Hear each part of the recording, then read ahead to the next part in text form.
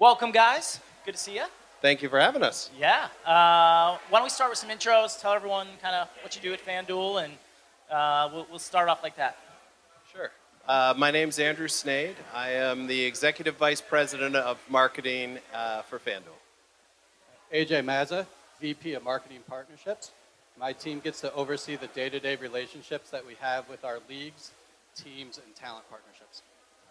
So topic for today's panel is beyond the logo slap, and so we want to talk through some of the things FanDuel's doing not only around this weekend's game, but more broadly, tentpoles, athlete partnerships, all that good stuff. So let's start with the Kick of Destiny, year 3. Tell us a little bit about how the platform's evolved. You know, obviously Gronk the past 2 years. Now we got the Manning brothers this weekend. So tell us a little bit about that and what we can expect on Sunday. Yeah, I think well, first of all, it's a really good example of beyond the logo slap. And AJ is probably the first one in our shop that is very quick to say, if we're being presented something from partners or from an agency that feels like our logo could be replaced with a packaged goods company or a car, it just doesn't make sense. And our fans want to be more involved in the world of sports, and we have an opportunity to make sure we keep earning our place that's actually inside the world of sports. Which is why our tagline is make every moment more. Like, the world of sports betting lets you lean in and enjoy the game. On any random Tuesday night, a basketball game that you can decide to put $5 down, and I think that player is going to get good rebounds. And you know what, if that happens, I bet you this person's scoring threes. Fans get to have their own little sports lottery ticket and enjoy that night a little bit more. And so that's why we're constantly talking about make every moment more. And whether it's little moments like that Tuesday night we spoke of, or big moments like the Super Bowl, we need to show up in the right way. So a couple years ago when we had the chance to actually put an ad in the Super Bowl, we're like, okay, good news. The brief we're going to give the agency is we do not want an ad in the Super Bowl, which of course is a weird thing for them to hear. And then it's, Yeah, they probably love that. yeah, oh great, here we go. Let's burn some agency fee time. But they stepped up to the challenge, and we wanted to build something that was connecting for our fans and let people cheer for something together. And that's why Kick of Destiny was, hey, if we find a fish out of water that can kick a field goal, that's never kicked field goals but is an athlete, it seemed like a lot of fun. Hey, you know what? And if he does it, we'll give everybody the fair share of $10 million if they put a bet on FanDuel. And wow, Gronk was up for it. His first question to us when we asked, hey, we want you to do this. It's going to be a live ad in the Super Bowl. But I don't kick, I catch. And then his second question was, can I wear a one-bar helmet? Like, I'm kicking AJ under the table. We just made the sale. Don't offer more money. But he was in, and it was fun, because it wasn't pitching another, random piece of gum. Like, as an athlete, I haven't done this before. People can appreciate that it's not something that regular football players are used to doing. And so it was fun that we evolved that last year and made it team make against team miss. You can choose that he's going to make. You can choose that he's going to miss. And, of course, the people that chose miss won and got their share of $10 million, $20 in their account the next day. So even though he missed, it was great. We won a lot of awards. We actually saw, because we're so early in the category, that our awareness is like massively step changing every time we do this, like up 10 points in awareness from 40 to 50, things that you just don't see if you're a marketer. So it was like, wow, we've really caught hold of something. And rather than throw it all away, we look to figure out how to make year 3 work. Maybe I'll turn it over to AJ. Like, how did we figure out year 3 and getting the Manning boys in? First of all, what my boss Andrew here is not telling you is that, yes, he bought the concept for Kick of Destiny, and then he said, hey, go sell this to the NFL and tell them we want to make a live ad during the Super Bowl. Yeah, details. So that was one of the more interesting calls I've had with the league, where I said, so you know that really expensive ad we're going to buy in the middle of the game? What if we don't deliver anything ahead of time and we're going to do something live? How would you feel about that? crickets. And so luckily we figured out a way with our great partners at the league to make it happen.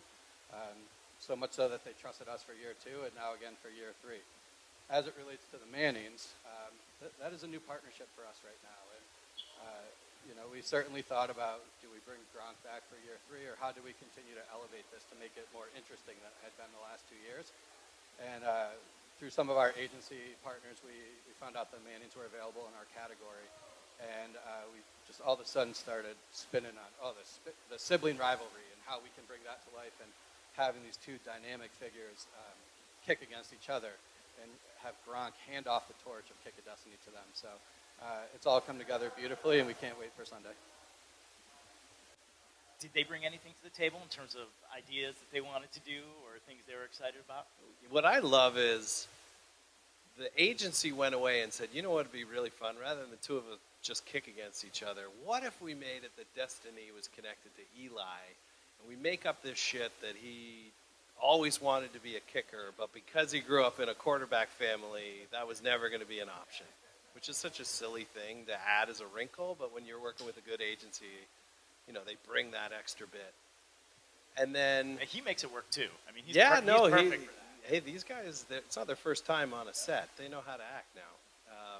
They're not known for their feet, even as quarterbacks. And what was interesting when this thing came together, hey, then we'll make it so that it's a rivalry between them, and we'll need to teach them that they really are out for their own, and we'll have to tell Peyton that he just wants to beat Eli. And we realized, while they are good actors, this is just naturally in them. It is authentically, when you are at that level of competitive athlete, they can't get it out.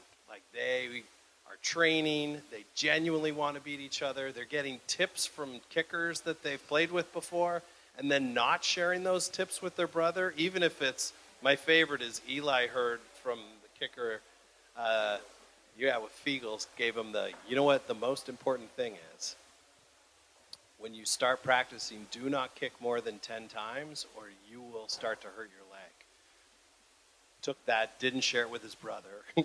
His brother went out and said, I missed the first 20. I better try another 20. And then he's hobbling around when we were on set, oh, man, this hurts.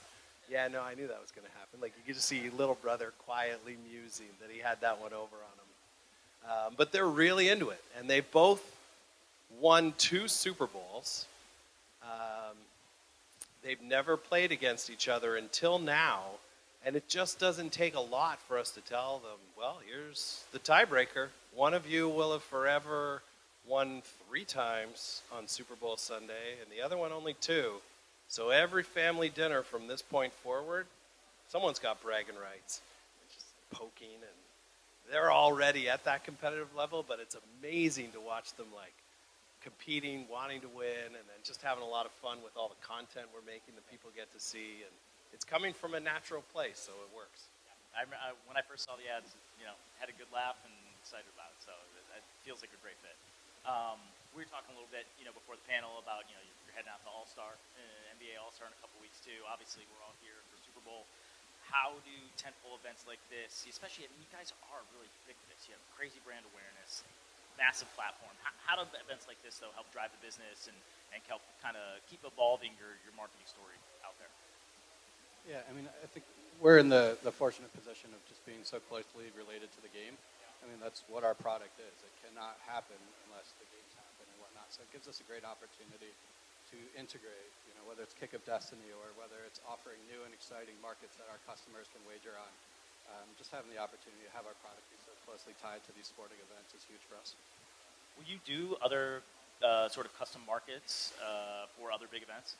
I mean, obviously Super Bowl is known for all of its unique options. Yeah, we'll have over 400 markets available for Super Bowl.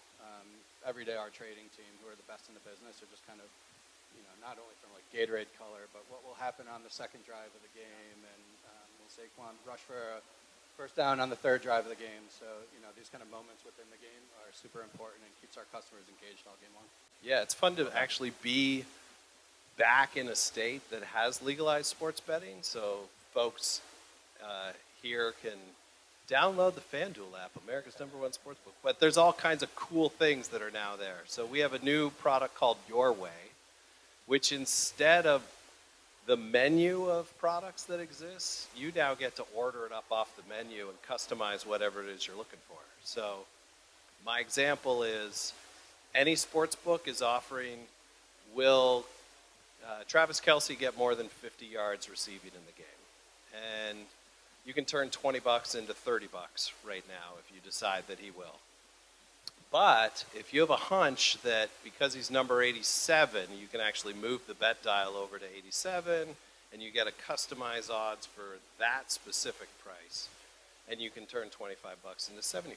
So that, we have Super Bowl squares. That same Your Way feature can make it so that instead of betting on who's going to throw how many yards, just will Jalen Hurts throw for more yards than Patrick Mahomes, like all kinds of crazy stuff that our really bright Riskin training product team are bringing to life to continue to expand this new world that's opening in sports betting.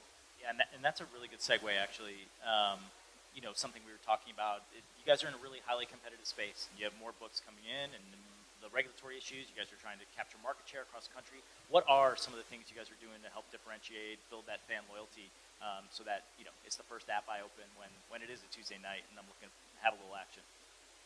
Yeah, our state launch roadmap has slowed down a little bit because of legislation. So for the first couple of years, it was 5, 6, 7 states at a time. So it's just launch the next state, launch the next state. There's only one on the roadmap for 2025 as of now, which is Missouri. And so without having to necessarily focus on go-to-market, our product team is able to really kind of focus and hone in on making our product truly the best place to bet sports. And so features like Your Way or the Pulse, which is like a narrative-driven betting tool that we have. It's just always constantly making the experience better for our customers. And so our product team, when they don't have to get ready for a big new state launch with new regulations, they're able to just really focus in on the stuff that I love the group stuff too. Yeah, that's really fun, and I think that's something we see across our media properties. That people want to, it is very social. They want to have the same action as their friend or a personality that they follow. So I love what you guys are doing there. Yeah, I think one of the other things that we're really proud of is because we're the leader in the category, we also realize that comes with a lot of responsibility to shape the category the right way. So we have a new tool that's called Buy Spend, and we've created a national television ad for that tool as well, built around the fact that you shouldn't play in the dark. You should know how much you're wagering and make sure you've got great clarity of, hold on a second, I bet a little bit at a time. I didn't realize that I bet that much this past week. So that's a great tool that's now front and center for everyone to understand what's up. And we have a bunch of responsible gaming tools that we actively look to promote to make sure people are using. Setting deposit limits and time on the app limits, things like that, because we want to make sure that we win here for the long term. That this is something that, as regulated and taxed, we can also be a part of a safer way. Gambling's been happening for forever. I'm sure in Greek times they were betting on something around those marble statues.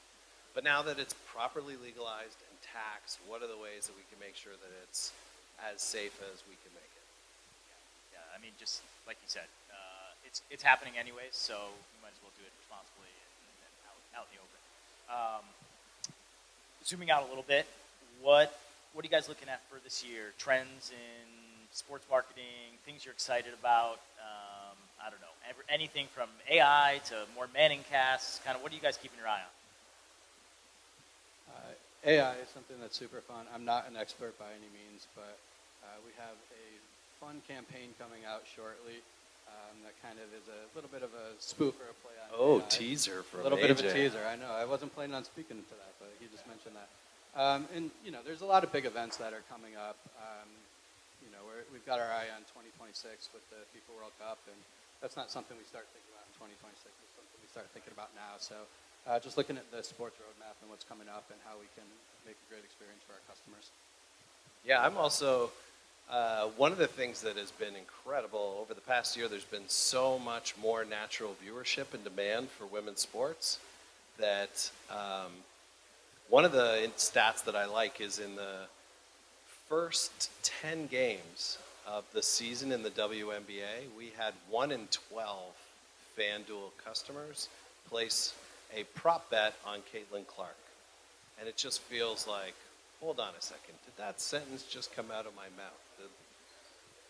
Sports fans love watching women's basketball and in big numbers. And when that happens, naturally there's a pickup that FanDuel can play a role. And so it's not by accident. We made sure to invest that our product for the women's game was as good as the men's. We were prominently merchandising those features, and people going, oh yeah, I saw that in March Madness. I should go check out one of those games. So, we're proud that we leaned in, and if women's sports can be anywhere comparable to the same size and reach as men's sports, it's just a massive business opportunity. So we like that it's the right thing to do and good for business, and we want to keep leaning into support. We're seeing the same thing as well. We've got a lot of our WNBA shows starting to pass our baseball shows in terms of audience and scale. Yeah, so I love that. Yeah, we're keeping a close eye on that as well. Anything you can share about World Cup plans, ideas?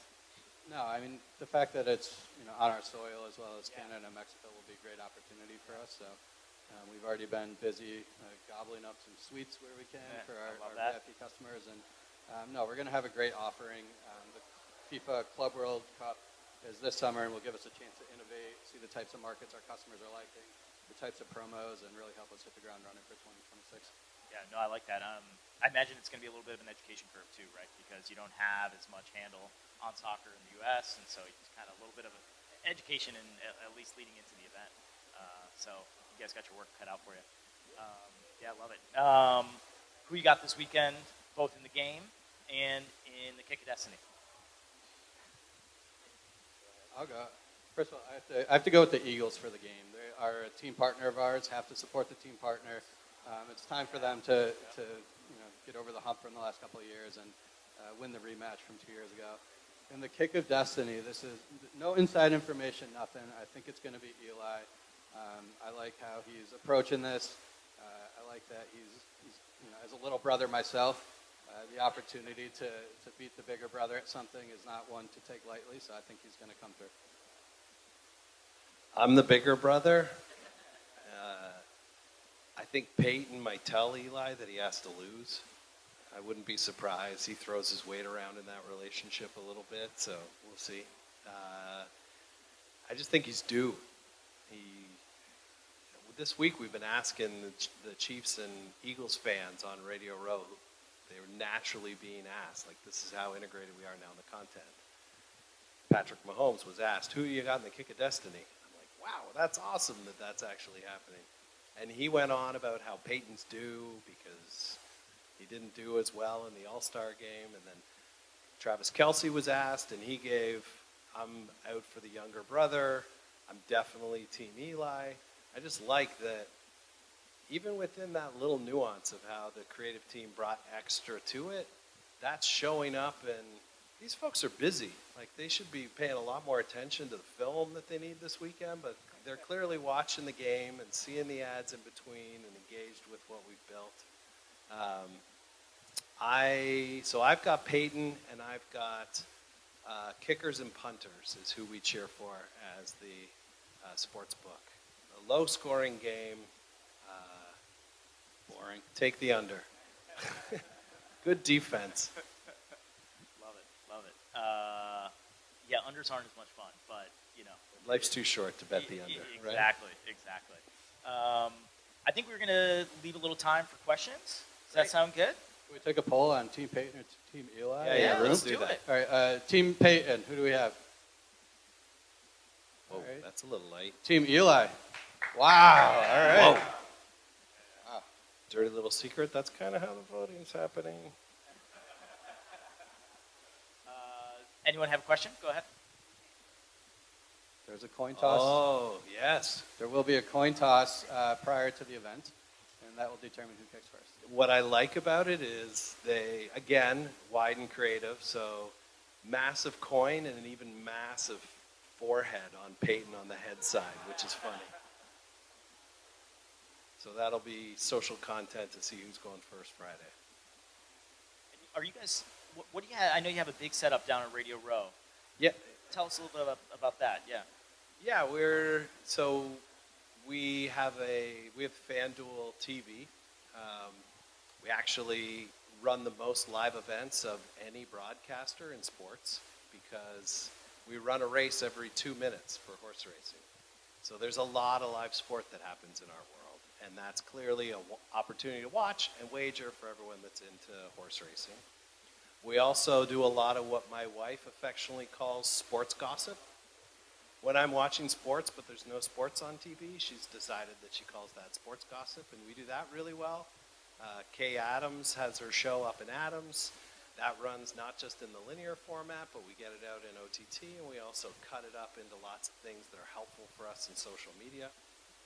So we have FanDuel Television live on set at Radio Row, and we have a bunch of athletes that want to be able to cycle through, and it's just great content that we're able to. No, it's a great question.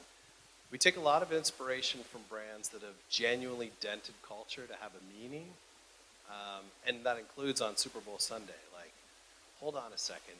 We're creating something that is now part of the Super Bowl show, not unlike that moment near the end where people are waiting to see if the Gatorade's going to get dumped on the coach. And so trying to live up to that standard where you move out of advertising and into content role, we take a lot of, we take no shame in stealing from some of the brands that have done that well. We are fortunate to be in a rocket ship category, so we need to be a little careful not to extend too far out of the center of what we are while half of America is even open for business. There's still so much natural runway for us to get from states that open. When states do open, we get about 10% of the adult population as a customer, so we still have the other 50% that are mildly interested in this and just haven't pulled the trigger yet to go grab. There's a lot of natural growth for us that's very close, and we probably don't want to get too distracted with interesting things that maybe couldn't build as much for us.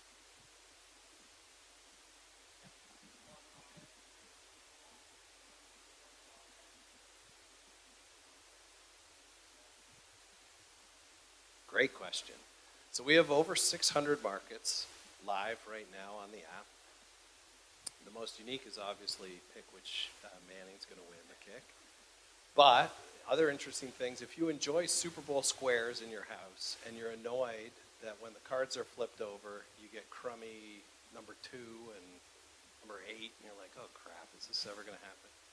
Now you can see the Super Bowl squares format and actually pick which numbers you want on FanDuel, which is a fun way for people that just want to recreational participate.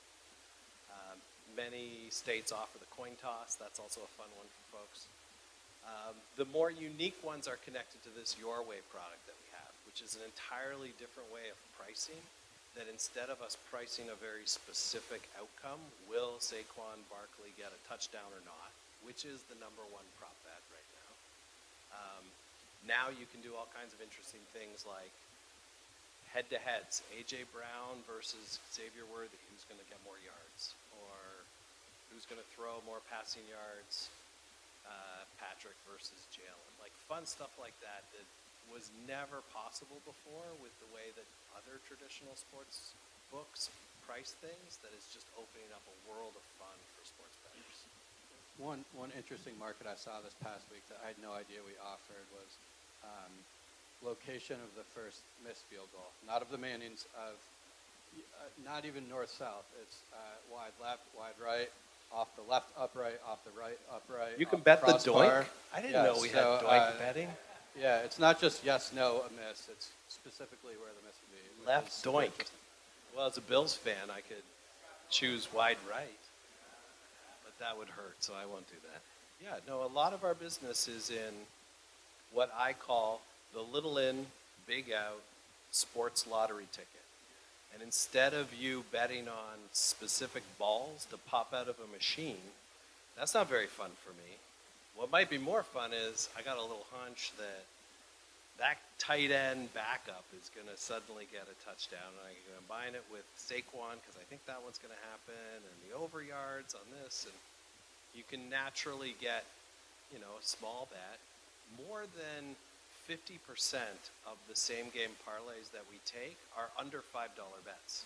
So people really enjoy that little bit of recreational fun that it's probably turned into zero, but it's a lot of fun to watch and see if it's actually going to go to 2,000. And as long as you know that and it's just entertainment, I call that a better $5 spent than a really shitty movie I just rented on Amazon Prime that I should have paid attention to 2.5 stars in the review, because that was a risk that I did not enjoy after the hour and a half. But if the customer can enjoy even when they only get 4 out of their 6 legs in a parlay, that's a great experience that we both like. Yeah, no, we've been very fortunate that most of the growth has come from new store openings, is what I like to call every state that opens. And now we're in the business of same store growth. So there are still half of America that can't mobile sports bet, and over time there'll keep being more and more states that come on board. But because we're already at 25, it's now more about how many more people can we get interested in the category, or moving from just betting on football to betting on football and basketball. And our growth that will come from our active customers is, for the first time last year, bigger than the growth that we got from acquiring new customers. Because this category is really new. So we've run payback models and afforded all the media we buy just in the new customers that we acquire and what they're worth. And we now have the opportunity to say, okay, well, that was luxury. Clearly media plays a role for active customers as well, or Coca-Cola would have stopped advertising an awfully long time ago. And we can do a lot more to be able to continue to get new people adding an extra bet in their week, new people deciding to add a new sport. There's a lot more growth for us to get from marketing beyond the store openings. Only thing I'd add to that is iGaming. And if that continues to grow and states continue to open for that. Right now it's only live in 5 states, but it's pretty big for us. So FanDuel Casino, we have a great product. And, if the iGaming regulations start to open up a little bit on a state-by-state basis, that's another great area for us.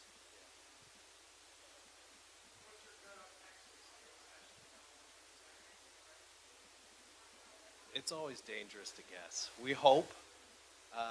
Seems like there's a little bit more momentum right now. Mississippi got some momentum last week. I think going into Super Bowl is the time when we tend to hear a little bit more momentum. Maybe as the citizens go, hey, wait a minute, how come everybody else in the world gets to bet on the Super Bowl and we don't? Or if I do, then I have to go down to a bookie at a bar, and if I don't pay them, I get my kneecaps hit. Like, this isn't a good option.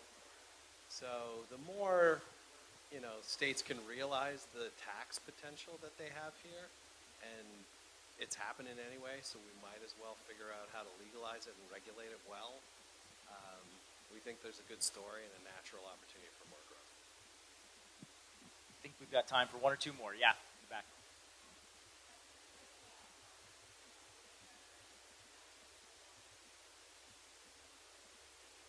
Any other emerging categories? Yeah, there's a couple. E-basketball has been super interesting for us. We have a unique deal where there's a streaming studio in London that is running NBA 2K games almost 24/7, and we've actually seen that do fairly well for us. Tennis does really well for us. We put a lot of resource behind golf, PGA Tour and LPGA, and making that product so much better to bet on in terms of closest to the pin and longest drive and whatnot. So again, it's those. What's that? In TGL. Yes, we've been doing TGL as well. So I think just some of these sports that maybe didn't have the offerings of the football or the NBAs, as our product improves and there's more ways to bet on those sports, we're starting to see a little momentum behind us. That's all we got. Thank you very much, gentlemen. Thank you. It's great to hear about it. Thank you. Yeah.